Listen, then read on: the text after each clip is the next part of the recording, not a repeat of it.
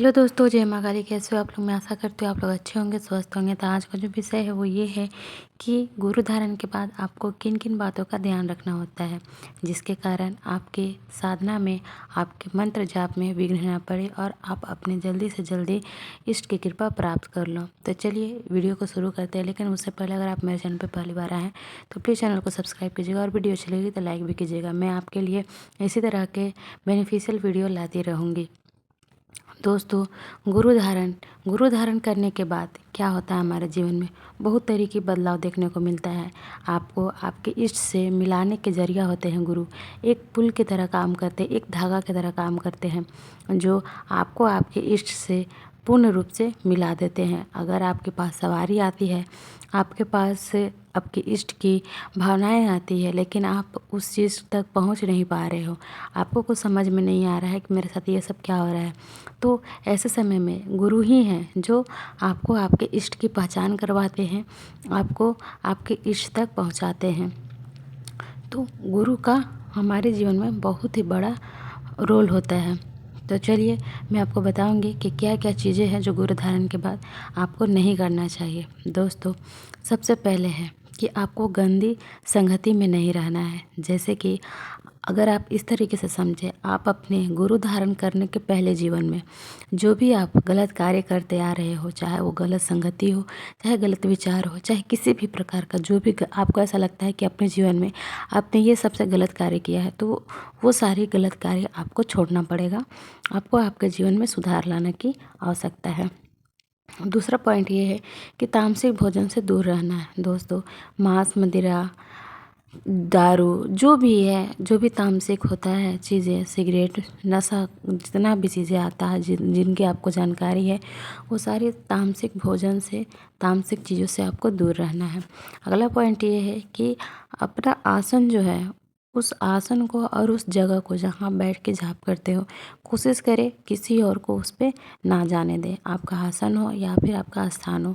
क्योंकि अगर आप ऐसा करते हो तो आपके द्वारा जो जाप किया हुआ मंत्र की जो ऊर्जा है वो आपके आसन में होता है, आपके स्थान में होता है। अगर ऐसे में तामसिक व्यक्ति जो नशा करते हैं, मांस मदिरा का सेवन करते हैं, वैसे लोग अगर आपके स्थान पे जाते हैं, आपके आसन को यूज़ करते हैं, तो आपकी जो शक्ति है, जो भी आप मंत्र जाप से जो भी शक्ति आप प्राप्त किए हैं, वो धीरे धीरे कम होती जाएगी। इसकी वजह से आपको ध्यान रखना है कि कोई भी अदर व्यक्ति आपका चीज़ को यूज़ ना करे।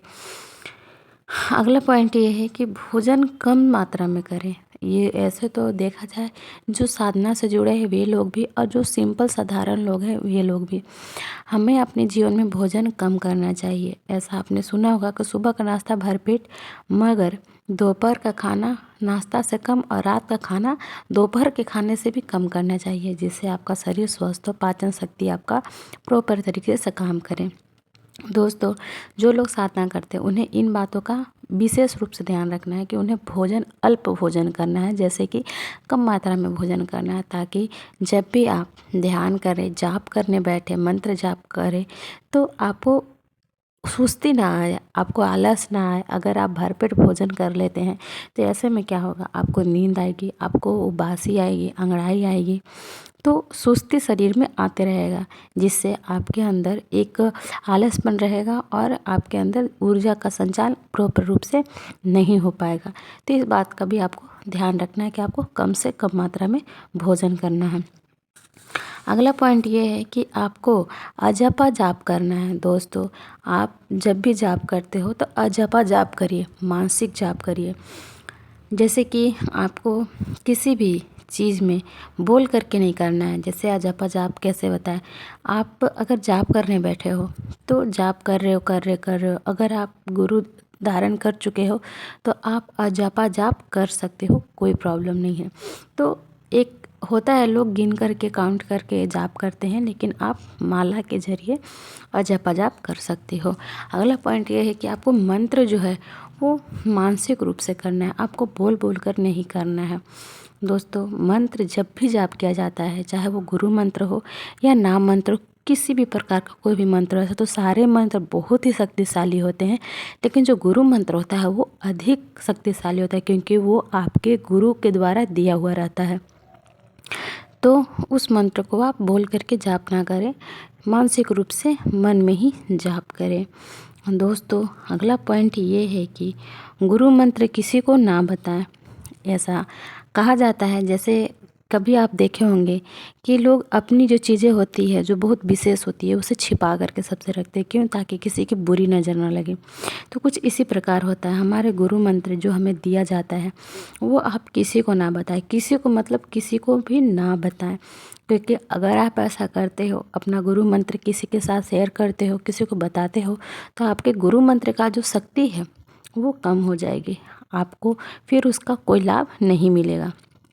तो इस बात का भी आप ध्यान रखें। अगला पॉइंट ये है कि आपको कम से कम बोलना है। दोस्तों, कहा जाता है कि जो व्यक्ति साधना क्षेत्र से जुड़ा रहता है, साधना करता है, अपने इष्ट की पूजा आराधना में लगा रहता है, वे व्यक्ति की जुबान सिद्ध हो जाती है, वही व्यक्ति जो भी बोलते हैं वो होने लगता है।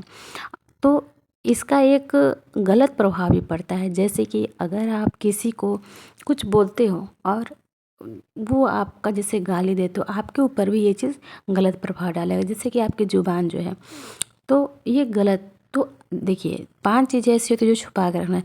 एक ज़ुबान को, आँख को, नाक को, कान को, ये सारी चीज़ें जो है ना उसको कंट्रोल में रखा जाता है गुरु मंत्र धारण करने के बाद, क्योंकि आँख ऐसी चीज़ है जो गंदी चीज़ें देख सकता है, तो आपको गंदी चीज़ें नहीं देखना है।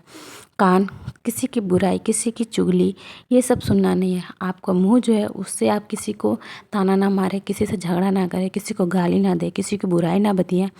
ये सारी चीज़ें होती हैं जो इसका आपको ध्यान रखना है। तो कोशिश करें कि आप पूर्ण रूप से कम मात्रा में बात करें। जब आप जाप में हो, आप गुरु मंत्र का जाप कर रहे हो, तो आप कम से कम अपनी ज़ुबान चलाएं और कंट्रोल में रहें, और ज़्यादा आप मौन व्रत का ये संकल्प लेकर के चले कि हम कम से कम बात करेंगे, ज़्यादा बात नहीं करेंगे। तो दोस्तों, ये थी कुछ जानकारी। मैं आशा करती हूँ आपको मेरे द्वारा दी गई इस जानकारी को पसंद आया, क्योंकि जो दोस्तों जो जानकारी देती हूँ आपको, ये मेरा पर्सनल अनुभव है, इसलिए मैं आपके साथ भी शेयर करती हूँ।